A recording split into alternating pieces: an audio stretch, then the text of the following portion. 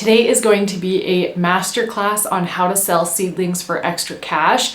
This is one of my favorite side hustles to do because you get to meet your community while also making a few $100s on the side. This is one of the 5 side hustles that I mentioned in my previous video, which was 5 side hustles any hobby gardener could do. So if you haven't seen that video, you're definitely going to want to check it out. But otherwise, I'm making sure to pack this video with all the information that you need in order to start selling seedlings. So you're going to want to stick around for the whole video, and you might even want to grab a pen and paper for this video to take down notes. And if you appreciate this video, make sure to give it a thumbs up, subscribe to the channel, and get notified with that bell button when I put out my next video. I remember with my first seedling sale and my first seed sale that I had so many questions and I didn't have any resources that I could find that were helpful for me. I couldn't find people, blogs, or even YouTube videos for it. So I really hope that this video is helpful for you and answers all your questions that you may have. If you are new here, my name is Bree from Urban Gardening Canada, and I garden in Ottawa Zone 5. I've been selling seedlings for quite a few years now. I really enjoy doing it for a few reasons, because I'm always growing too many seeds anyways, and so I always have extra, so why not sell them? And I also really just enjoy meeting my neighbors, and so this is a really good way to meet people and build connections. I used to sell my seeds when I lived in Burlington, and one of the guys who used to buy seeds from me actually bought a house in Costa Rica and then told me that I could get the friends and family discount if I ever wanted to stay at his house while I was there. So it's just a cool way to meet community while also enjoying your hobby of growing seeds. Okay, so before I get into today's video, I do have a small disclaimer for you. And the first one is to make sure that when it comes to selling seeds, make sure you are legally allowed to do it in whatever city, province, state, or county that you live in. It's important that you're not breaking the law and you protect yourself. And the second is that if you need insurance in your area to sell seedlings, make sure you get insurance, and always protect yourself and take care of yourself, because that's the most important thing. So check into those 2 things wherever you live before you decide to get into this, just to make sure you're doing your due diligence. And with that, let's get into everything you need to know. So the first step to selling your seedlings successfully is to know your audience. So you have a few different things that you're going to need to do to get familiar with the audience and who your customers are going to be that you're selling to. And so the first is to decide where you plan to sell your seedlings. Are you planning to sell them on Facebook Marketplace or some other online area? Are you going to sell them at the end of your driveway? Are you going to post in a community group and take orders, or are you going to do a plant sale or some other type of formal event that you are going to be a vendor at, where customers are going to come to you? And once you've decided on where you plan on selling your seedlings, it could be one of these places, it could be a mix of them. You need to understand the customers that go to that place. So for example, if you sell in your neighborhood group, do your neighbors like to grow very basic varieties? Do you find that they are beginner gardeners? Or have every person you met that has a garden prefer to grow heirloom varieties or native plants or something interesting? So getting to know the area that you plan to sell in, those customers, is going to help you determine what you're going to grow. You can also choose to take pre-orders in advance, where you have a list of seeds that you own and you say, hey, I am going to be selling seedlings this spring. Here is the list of what I'm selling, and put in your order here. Tell me what variety you want and the quantities you want. Or if you're planning to sell at an event, this one's a little bit more difficult, because if you've never sold at that event before, it's hard to know if you have your basic backyard beginner growers there that are just people starting out, or have families with kids that just want to grow a basic garden, or if you have plant enthusiasts going there that are looking for heirloom varieties. The other thing about selling at an event is that you're going to have some bigger vendors there. So you might have farmers or seed growers there, and so they're going to have a wide range of varieties, and their setup and their booth is going to look a lot bigger than yours. And so you need to make sure that if you are going to be selling at a plant sale, that you have something that distinguishes you from everybody else. It also helps if you can get a good spot at the event, but you don't always get to control that. But otherwise, differentiate yourself. Either have all native flowers or things that are hard to come by, but come up with something that makes you different than the big farmer next door to you.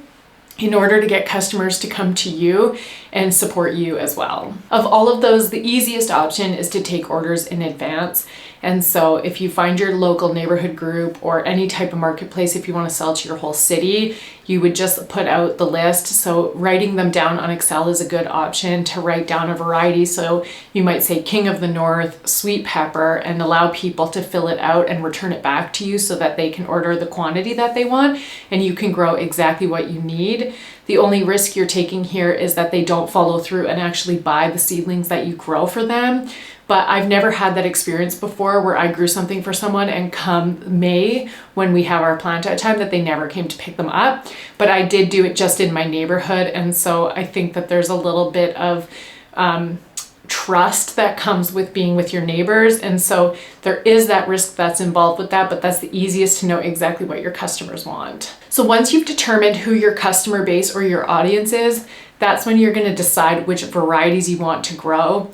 And so you can either go with what you already have and own for seeds, or you can invest in some new seeds that you want to sell.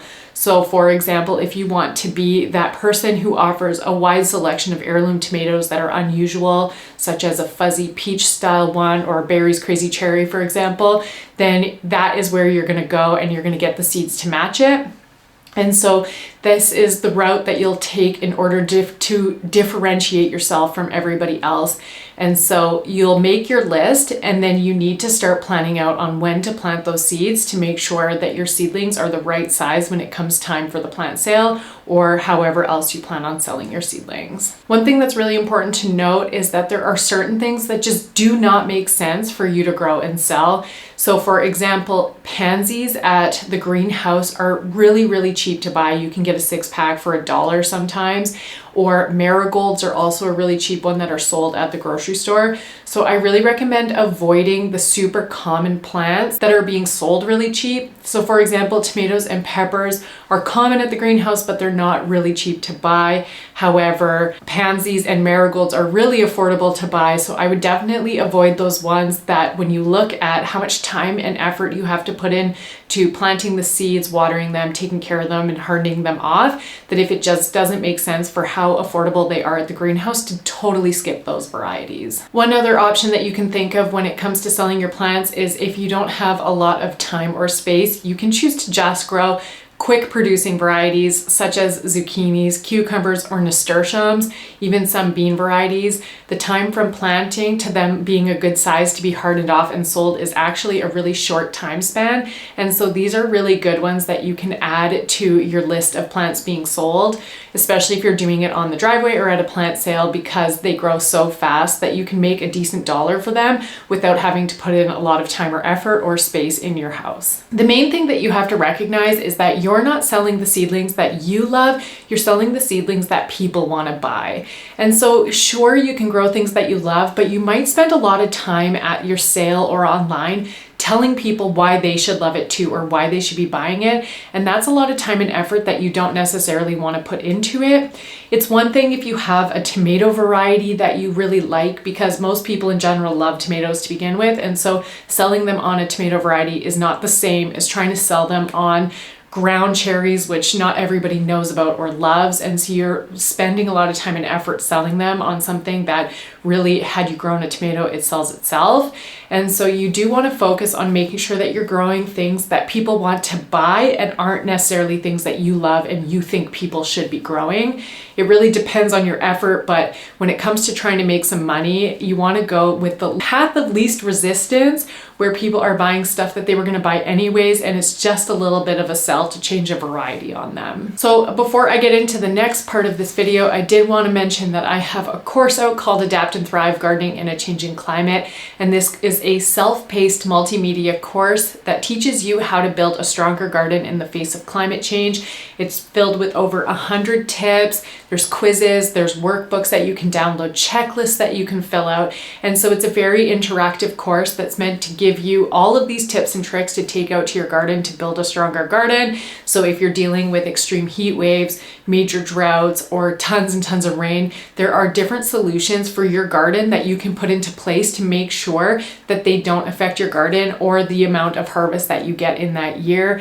And so if you wanted to check it out, I have a link in the description below, and then let's get back into our masterclass for today. Okay, so this is one of the most important parts when it comes to selling your seedlings, and that is timing it right. If you are new to starting from seed or new-ish, then this is a common issue that you already are going to have, and so you have to be really careful. Or if you're a more seasoned gardener, then you know that this is an issue, and that is timing them right, because if you start your seedlings too early, you are going to be spending way too much effort on potting them up, getting new soil, watering them, putting them under lights, and those costs add up. I know you're going to be growing other seeds already, but you do have to consider that the soil costs, the water costs, and your electricity bill are all playing into these seedlings that you're selling. And so you do want to keep this to a minimum. And the other issue is you don't want to start your seedlings too late, because you really don't want to be selling a seedling to someone that's this big and they don't really know what the plant is. And when you compare it to what other people are selling or what garden centers are selling, your plants are not going to look very good, and people aren't going to want to buy it, or they're not going to want to come back and buy from you in the future. And of course, repeat customers are important for you if you want to keep doing this year after year. And so making sure that you keep a good journal from previous years, or if you need to start this year, this is a really good thing that you could do, so you can write down when you started your seeds and how big they are and how many times you've had to pot them up.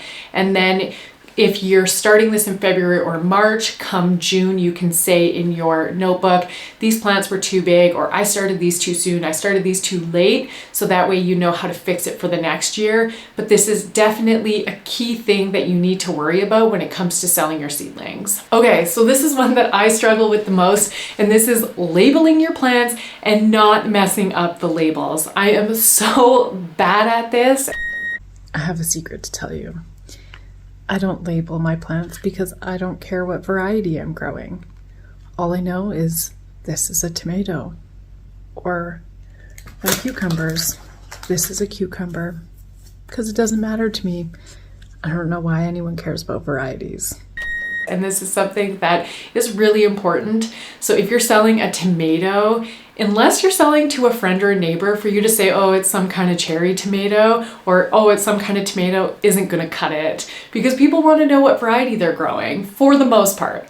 If it's a newer beginner gardener, they don't really care, or if they're getting free plants off the side of the road, they don't care what they're getting. But if they're buying something, they're going to want to know the variety. So it's important that A, you know what variety you're growing to begin with, and B, that you label all of your seedlings. And the part that's the biggest issue is when you go to upgrade your seedlings that you forget to label them, or you mix them up. And I've been caught enough times to be like, oh, I'll remember as I'm potting up 75 tomato seedlings, I'll be like, oh, this little group, I'll remember it. This little group, I'll remember it. I never remember, ever. So make sure that every time you pot up a plant, you put a label on that plant right in that moment, because as soon as you have any confusion or questioning of what the variety is, it's going to be really difficult to sell it, because you really don't want to say, hey, I'm selling you a mild pepper, and then it turns out that it was a habanero pepper or something spicy, because again, you really, really want repeat customers. So making sure that you keep on top of that is very important. And then as you're growing your plants, you want to keep them up to date with any type of fertilizer that they need. You want your plants to look in perfect health when you sell them to people. You don't want any drying leaves, no yellowing, no discoloration, and no insect damage.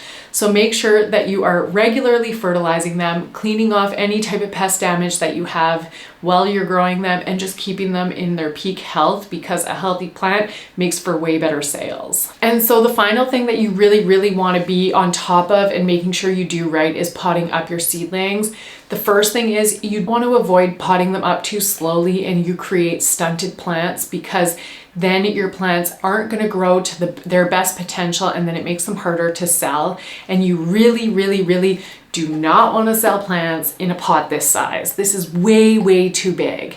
You want to look at anything that is 2 to 4 inches in size and nothing this big, because one, you need this many pots that you're going to be selling, and two, that is so much soil that you need to be selling, and that adds up so fast. So it's really important that you pot up your plants at the appropriate time. Don't delay, as lazy as you might feel, because it's back-breaking work to do it. And also you want to make sure that you're potting them to the right size pot and nothing too much. So before I go any further, one thing I have realized over the years of growing and selling my seedlings, when I sell my seedlings to neighbors, I don't have anyone to compare it to, but I usually have my peppers or my tomatoes be about this big, which is maybe 4 inches. And when I sell at different plant sales or seed events, I'm always so surprised how small the plants are. I'm so hung up on my plant being huge and making sure that it's a really solid size plant. But then when I see other farmers or growers at these plant sales, their plants are way smaller than I ever expect them to be, which really, really surprises me and makes me think that I've started mine too soon and sold them too big. And I sell my plants at a comparable price to theirs, but people still line up to buy these plants from them. And so obviously it's not a hindrance if the plant is smaller than what maybe you and I think that it should be. I do think it has to have at least 3 to 4 sets of true leaves on it before you're selling it. But I was really surprised at how much smaller the plants are. However, I have seen some farmers who sell their plants really large, so it just depends. But for my personal comfort, I do like my plants to be a little larger than maybe a farmer might be selling theirs at, just because I have this feeling like I need to make sure I'm giving somebody their money's worth. And so once you do 1 or 2 plant sales, you'll get a better feel for how big of a plant that you want to be selling. But this is something that's really interesting from a mentality perspective that you'll learn when you go do your first sale. Okay, so it's really important to keep your costs low, because the lower your costs, the higher your profits. And this is a very important thing if you want to keep money in your pocket. And so there's a few different ways that you can do this. And the biggest expense that you're going to have other than your soil is your pots.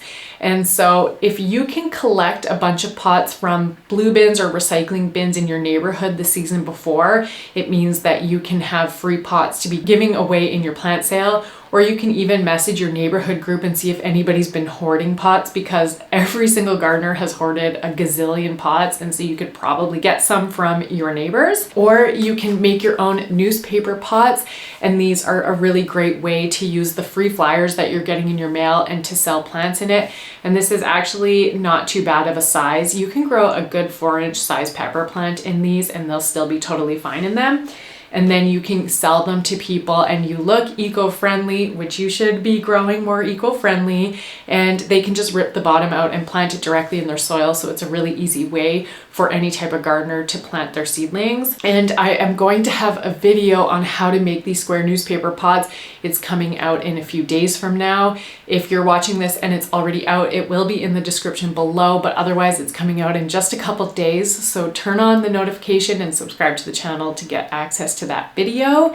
And this is just another great way to be able to sell to people and keep your costs down. And in terms of soil, the best way, of course, to get cheap soil is to have your own compost. But if you don't have one, then getting your soil in bulk from the greenhouses or garden centers, they sell a lot larger size soil bags, and buying these bigger bags means that you can support growing seedlings for other people while also growing seedlings for yourself. So in my experience from selling seedlings, buyers want their seedlings to be hardened off. So this is something that totally sucks to do, especially if you're growing a ton of plants to be sold. This is not a fun activity to do, but if you think about it, at greenhouses and garden centers, all of those plants are already outside and they spend all day outside at the garden center. Those are all hardened off.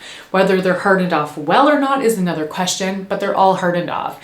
And so nobody wants to buy their seedlings, take them home, and then have to do the hardening off process. They either don't know how to, they don't have time to, and that was not the purpose of buying seedlings, was to do this activity.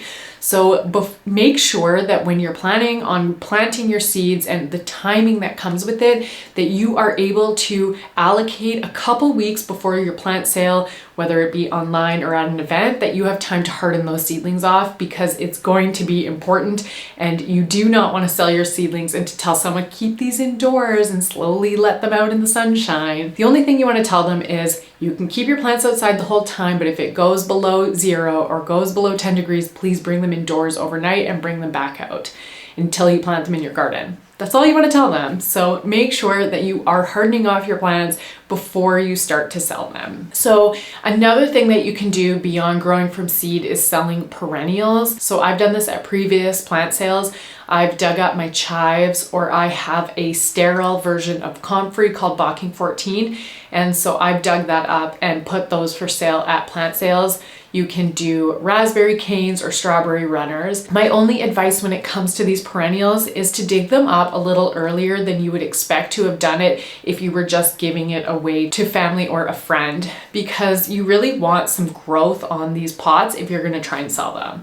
So for example, with my comfrey, it dies back to the soil over the winter time and then it will sprout up. And so I dug up my comfrey early so that way when I had the plant sale in May, by the time that sale happened, the comfrey was already growing a few inches above the soil line. So that way I could prove to people that it was alive and that it was worth the money that they were going to be buying it for. You can cut up your raspberry canes or anything like that, but just make sure you've rooted them and that they have some sign of life. So that way when you do sell them to people, they're not worried that it's dead and they're wasting their money. And again, you get your repeat customers back. Okay, so this is one of the harder parts of this entire process, and that is coming up with a price for your seedlings. And so there's a few different ways that you can come up with a price. And the first is that if you've been to a sale in the past, then you have a price comparison that you can look to. When I went to a plant event my first time, I didn't actually price anything, and I had just paper so I could write a price down, and I walked around to see what everybody else was selling their plants for. So I knew that I could price my plants either at the same price as theirs or just slightly lower, so that way I could bring in more customers to my place.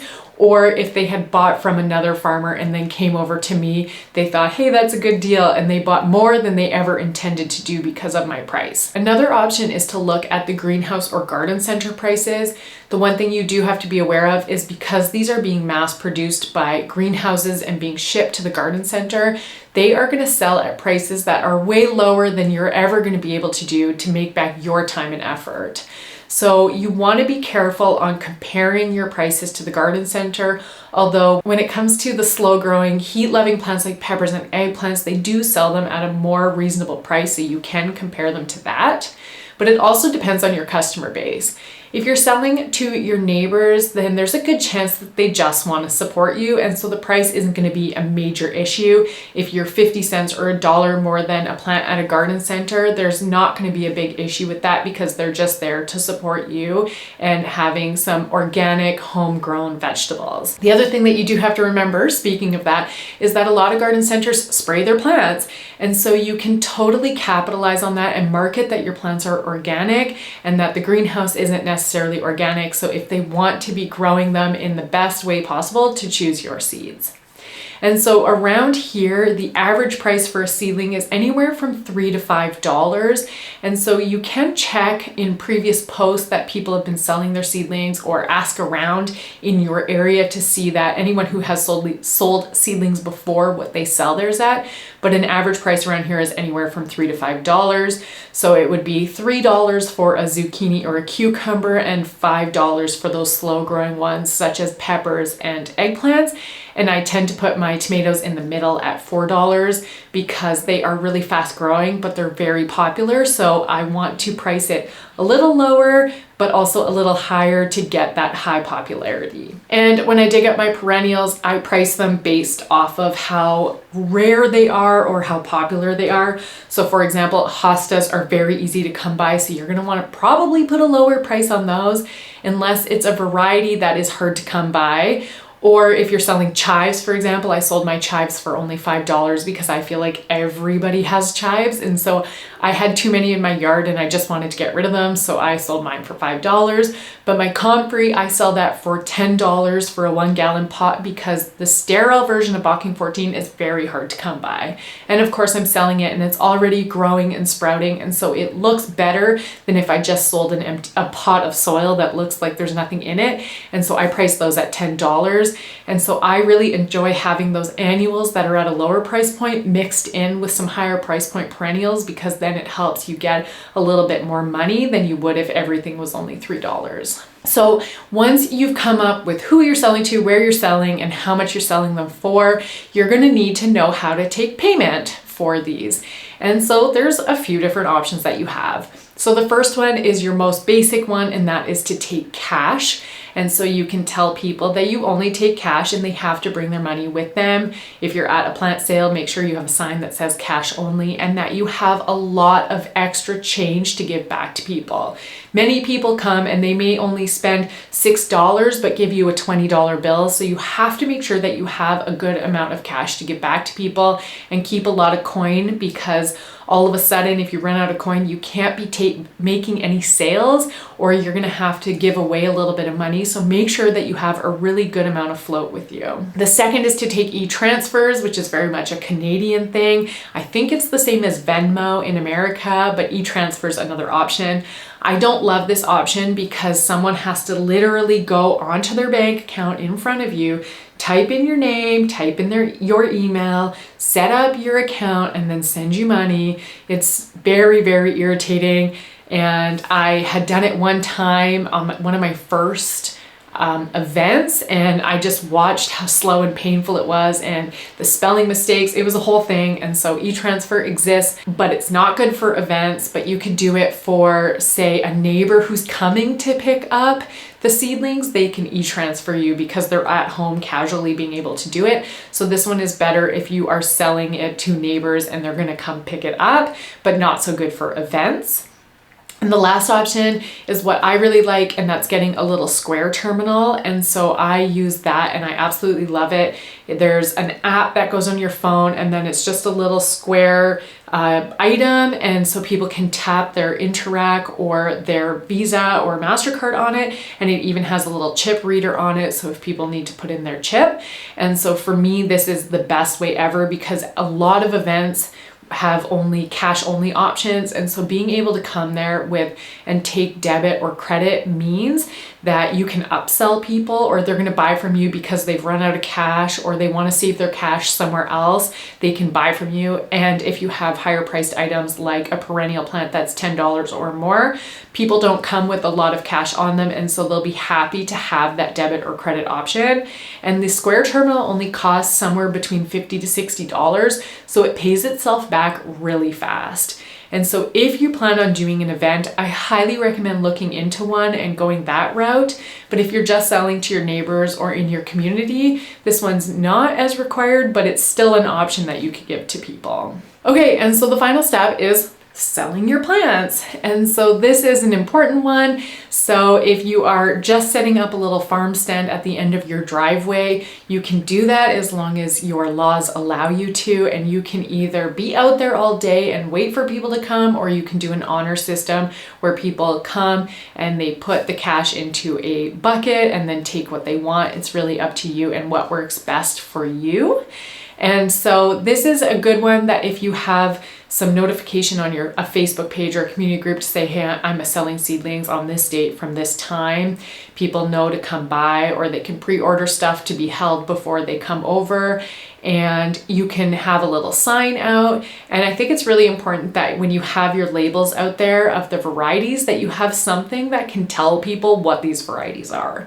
So for example, I sell Hungarian heart tomatoes. I really like these tomatoes. They're my dad's favorite. And so he always saves seeds from them to send back to me. And they're about 1 pound and look like a heart. And so not a lot of people know what Hungarian heart tomatoes look like. And so having a picture with a description of what it tastes like is really helpful. So when people want to decide what they're buying, they have access to that. And so this is also a really helpful thing to have if you're selling at a plant sale. is to have all of your varieties with a picture and a description of what they taste like.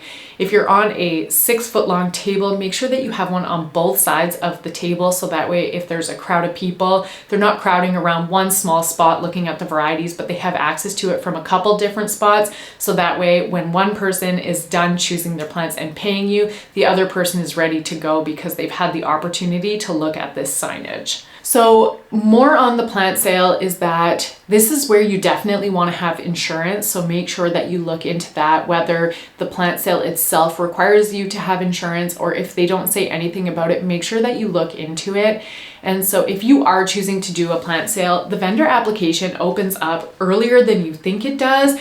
And so pick out whatever plant sales you want to be doing and then look up when the vendor application opens. So plant sales aren't going to start happening until early springtime. So now is actually a really good time to be looking at plant sales because we're in between seed sales that are going to be happening in the winter time, and then plant sales don't happen until springtime. And so anyone who runs these plant sales, if they do a seed event as well, are slowly going to be transitioning over to the plant sales, which means that the vendor applications should be open or opening soon. And so even if the application isn't open yet, you can email these companies and express interest in joining it, so that way they know to email you back.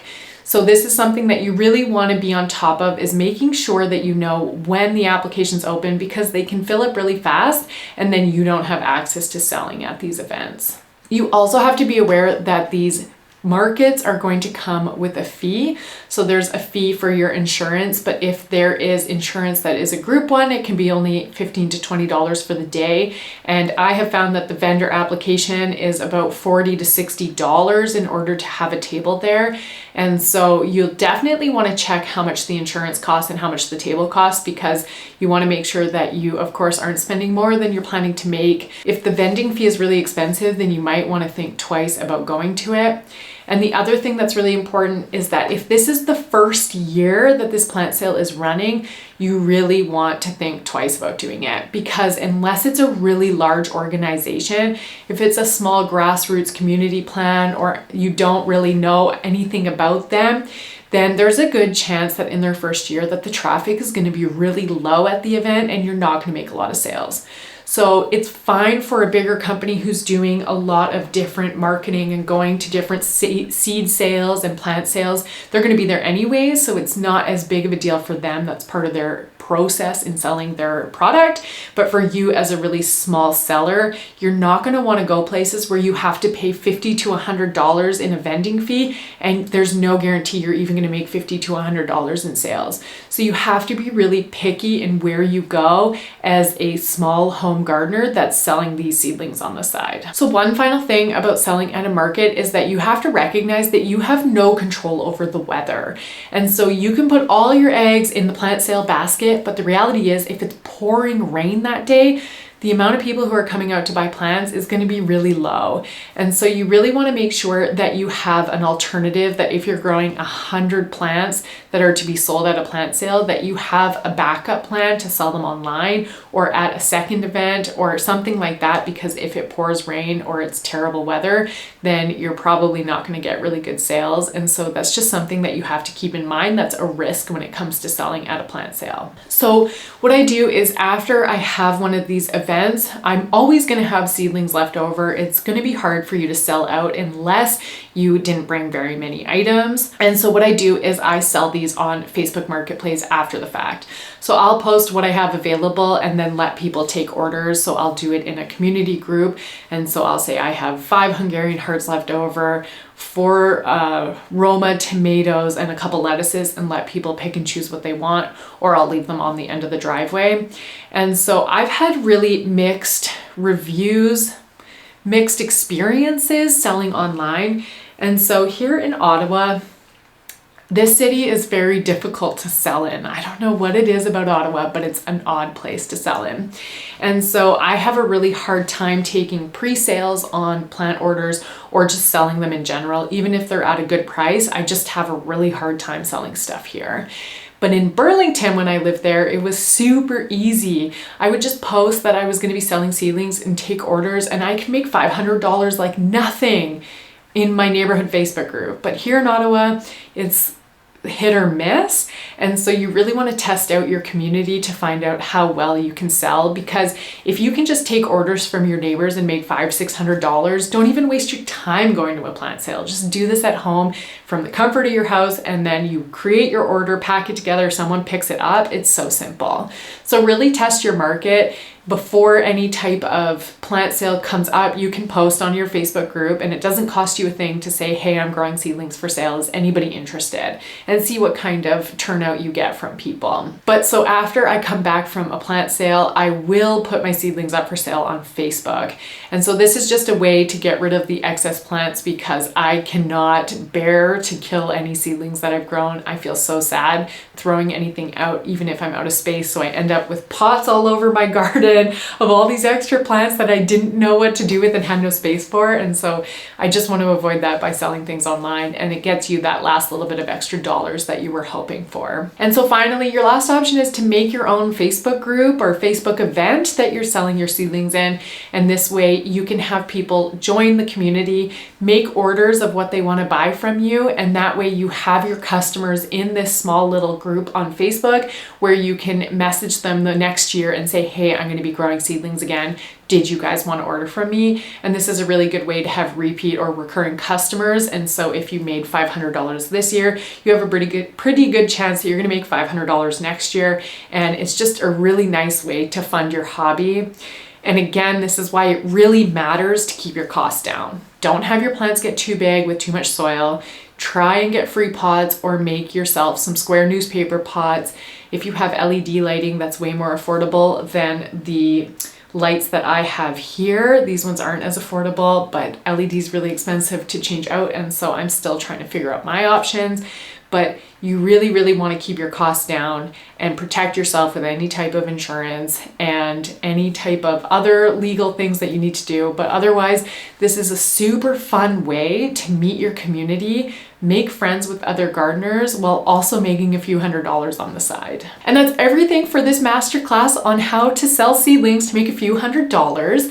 And coming up next week is how to do this, but for selling seeds in seed packages instead of seedlings. And so you're definitely going to want to check that one out too, because you can do both of them and make a few $100s doing that one as well, which means you can make up to $1,000 this year. So why not do that? And so you're definitely going to want to put that notification bell on so that way you're notified when that video comes out.